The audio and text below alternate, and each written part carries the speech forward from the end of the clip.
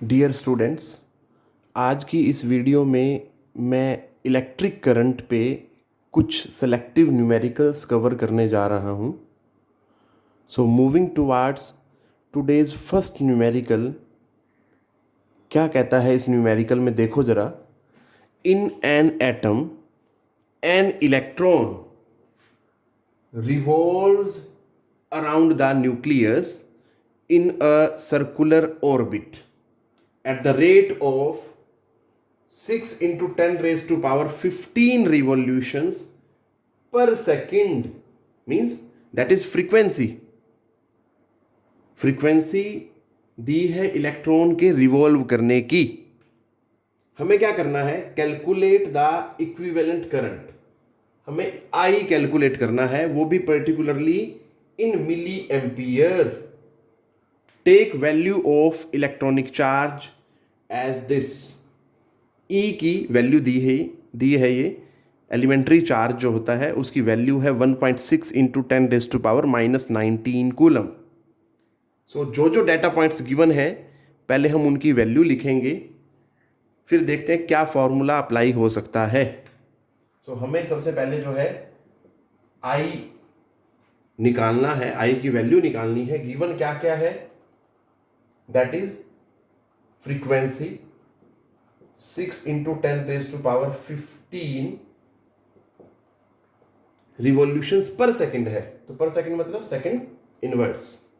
उसके बाद चार्ज है E 1.6 इंटू 10⁻⁻⁹ कूलम, क्योंकि यहाँ पे सिंगल इलेक्ट्रॉन है इसलिए जो है E की डायरेक्ट वैल्यू ले ली हमने, otherwise Q is equal to NE होता है। अब हमें I के लिए फॉर्मूला डिराइव करना है पहले कि क्या फॉर्मूला अप्लाई होगा फॉर दिस डेटा। ये जो डेटा पॉइंट्स गिवन हैं इनके लिए कौन सा फॉर्मूला अप्लाई होगा ताकि हम I निकाल सकें। सो जब ऐसा हो कि हमें एकदम से फॉर्मूला क्लिक ना करे कि क्या फॉर्मूला अप्लाई होगा, तो आप बिल्कुल बेसिक फॉर्मूला पे चले जाएं और उसमें चेंजेस करते जाएं according to given data points. क्या निकलेगा, फाइनल रिजल्ट आपके सामने आ जाएगा, फिर आप उसको डायरेक्टली यूज कर सकते हैं। So I is equal to, हमें पता है Q बाई टी होता है।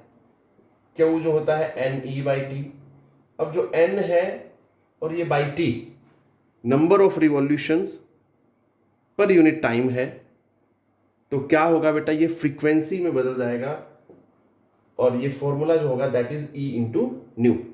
सो अल्टीमेटली हमें जो फॉर्मूला मिला जो हमें अप्लाई करना है that is I is equal to E into nu. ये दोनों डाटा पॉइंट्स गिवन है, हमें E भी गिवन है, फ्रीक्वेंसी भी गिवन है of revolution of an electron. तो देखो जरा, अब इसमें मैं वैल्यूज अगर पुट कर देता हूं तो E जो है दैट इज 1.6 इंटू 10⁻⁻⁹। यूनिट्स लिखने की जरूरत नहीं है, मैं यहां पे क्लियर कर दूं। अगर आपने ऑलरेडी ऐसा यूनिट्स में कन्वर्ट कर लिया है तो यूनिट्स लिखने की जरूरत नहीं है और फाइनल सॉल्यूशन जो है आपका वो फिर ऐसा यूनिट में ही आएगा। तो ये that is up to you, आप लिखना चाहें या ना लिखना चाहें। तो मैं सजेस्ट करूंगा कि आप ना लिखें because it takes lot of time. आप स्टार्टिंग में ही कन्वर्ट कर लें, फिर लास्ट स्टेप में जाके आंसर जो है ऐसा यूनिट में आ जाएगा। तो हमने यहाँ चार्ज की वैल्यू रखी, फ्रीक्वेंसी 6 इंटू 10⁻⁵। सबको सोल्व करेंगे तो क्या आता है, जो करंट है that is 1.6 into 6, that will give you 9.6 and this part will give you 10⁻⁻⁴ ampere. ठीक है बेटा, अब ये एम्पियर में आंसर आया, बट उसने किस में डिमांड की है, that is in milli ampere. तो हमें पता होता है कि 1 एम्पियर जो होता है दैट इज 10⁻³ मिली एम्पियर। तो बस यहां पे हमें क्या करना है, एम्पियर को रिप्लेस करना है 10⁻³ मिली एम्पियर से। तो फाइनल सॉल्यूशन जो आ जाएगा I is equal to 9.6 into 10⁻⁻⁻1 milli ampere. अगर मैं इसको और सिंप्लीफाई करूं, बाई में 10 ले जाऊं तो क्या होगा, that will give me 0.96 milli ampere. So this is the required solution. ये एक न्यूमेरिकल कवर किया। अब एक और न्यूमेरिकल देखते हैं इसी तरह का, करंट पे ही क्या कहता है देखते हैं उसमें। सो सेकंड न्यूमेरिकल में क्या है देखिए ज़रा। The charge flowing in a conductor varies with time. ये चार्ज के लिए एक्सप्रेशन दिया हुआ है जो टाइम डिपेंडेंट है, where A B C are positive constants. ये जो ए है, बी है और ये जो सी है, these are the positive constants. हमें क्या फाइंड आउट करना है? बेसिकली उससे 3 क्वेश्चन पूछे हैं। फर्स्ट क्या है? The initial current. सेकंड है the time after which the value of current reaches a maximum value. और थर्ड है द मैक्सिमम और minimum value of the current. तो हम स्टेप बाय स्टेप करेंगे। फर्स्ट पार्ट में क्या पूछा है? That is the initial current. Initial current मतलब आई पूछा है उसने, और इनिशियल का मतलब क्या? Time zero. मतलब जब टाइम ज़ीरो हो उस टाइम पे आई की वैल्यू पूछी है। बट हमें क्या गिवन है? That is Q. बट हमें पता है कि भैया आई जो होता है वो d q by D t के बराबर होता है। I is equal to d q by D t. तो अगर ये है तो पहले फिर मैं इसको क्या करूंगा? डिफ्रेंशिएट करूंगा। क्यू की वैल्यू रखेंगे पहले, दैट इज दिस। लो जी, तो जब इसको मैंने डिफ्रेंशिएट किया तो आई की वैल्यू क्या आई? विद रिस्पेक्ट टू टी करना है, टाइम के रिस्पेक्ट में करना है। तो ए टी की डिफ्रेंशिएशन क्या होगी? A minus 1/2b as it is, क्योंकि कॉन्स्टेंट है। टी स्क्वेयर को जब मैं डिफ्रेंशिएट करूंगा तो क्या आएगा? That is 2t plus 1/6c as it is, constant है क्योंकि ये। अब टी क्यूब को जब डिफ्रेंशिएट करूंगा तो क्या आएगा यहाँ पे? 3t स्क्वेयर, क्योंकि पावर उठ के आगे आ गई और एक पावर क्या हो गई? कम हो गई। अब इस चीज को सोल्व कर लो तो आई जो आया हमारे पास, जो आई के लिए एक्सप्रेशन है, that is A minus B T plus C T square by 2।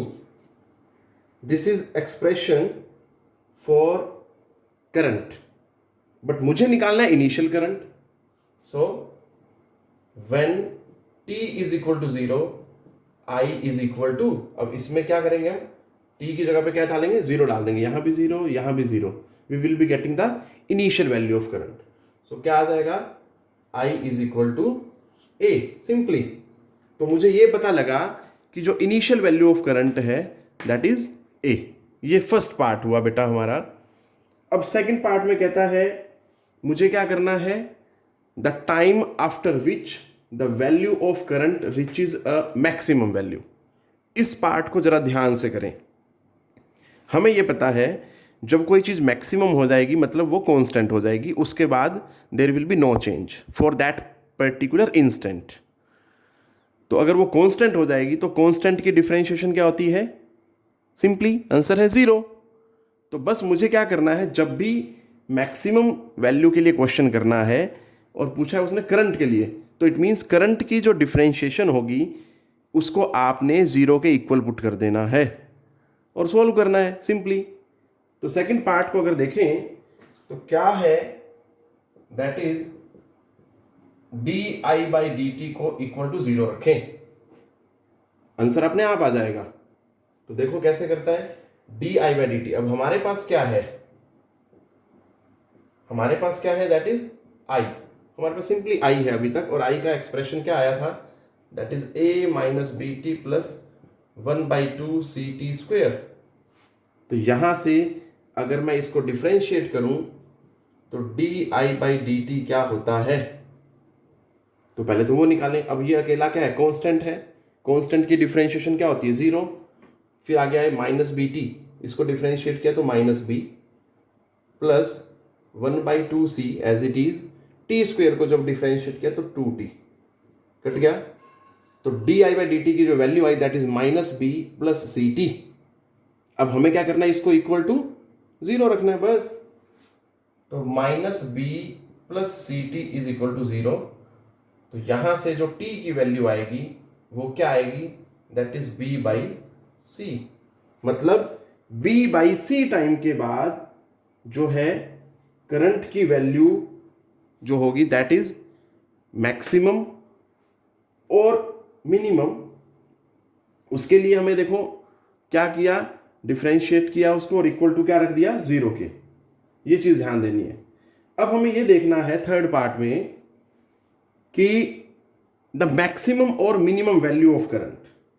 अब इसके लिए क्या करना है कि ये जो टी की जो वैल्यू आई बी बाई सी, इसको हम आई के एक्सप्रेशन में रख के देखते हैं, क्योंकि हमें पता है बेटा जीरो टाइम पे आई की वैल्यू है ए, ठीक है।